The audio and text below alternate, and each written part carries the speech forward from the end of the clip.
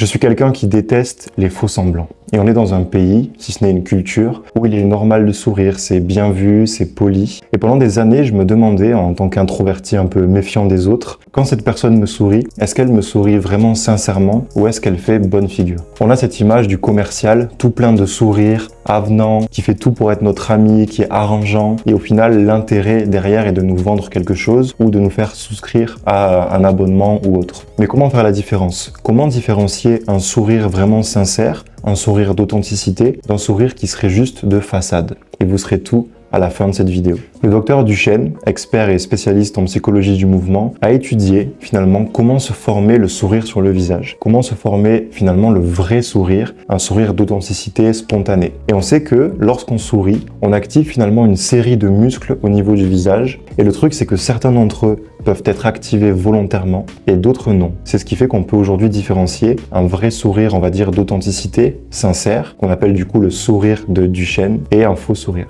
Donc sur le visage, un faux sourire, écoutez bien, se lira seulement au niveau de la bouche, ici, sans forcément d'autres réactions au niveau du visage et plus particulièrement au niveau des yeux. On a ici des muscles qu'on appelle les orbiculaires qui se contractent et qui donnent finalement le sentiment que les yeux se plissent en même temps que la personne sourit. Et ces muscles-là, on ne peut pas vraiment les contrôler, on ne peut pas vraiment les activer volontairement, ce qui fait que lorsqu'une personne sourit spontanément, on verra un vrai sourire, ce qui est un sourire où les yeux se plissent en même temps. Donc le vrai ou le faux sourire, ça ne se lit pas au niveau de la bouche, mais plutôt au niveau des yeux. Maintenant, attention, parce qu'on sait aujourd'hui, scientifiquement, il y a des études qui le montrent, que on peut feindre finalement même ce vrai sourire. Si on prend un échantillon de 100 personnes, il y a au moins 60% des gens qui peuvent feindre ce fameux vrai sourire. Et on sait aujourd'hui aussi qu'une personne qui est très sociable, qui sourit tout le temps, qui est dans le lien avec les autres, peut facilement montrer un sourire qui en apparence semble vrai, avec les yeux qui se plissent,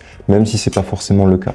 En fait, mais c'est vraiment pour moi, vous me direz ce que vous en pensez. Pour moi, la question n'est pas tant est-ce que le sourire est vrai ou non, sincère ou pas, mais plus sur la perception qu'on a finalement du fait de sourire. Si on prend la Russie par exemple, c'est ancré dans la culture que les gens sourient beaucoup moins qu'en France, en Belgique, en Suisse, en Occident ou aux États-Unis par exemple, d'accord? Et en même temps, le sourire emmène quelque chose dans la relation et dans la communication. Un sourire venant de quelqu'un vous donne la permission de sourire à votre tour. Ils sont porteurs de joie, ils sont porteurs de bien-être, ils sont porteurs d'harmonie et en même temps, ils provoquent en nous, neurologiquement, des sensations de bien-être. Un sourire coûte moins cher que l'électricité, mais donne autant de lumière. L'abbé Pierre. Donc un sourire, même de politesse, bon, on va pas se mentir, c'est encore mieux quand il est sincère, mais porte un message positif, et il a le pouvoir d'influencer vos journées positivement et celles des autres, un peu comme un sourire contagieux.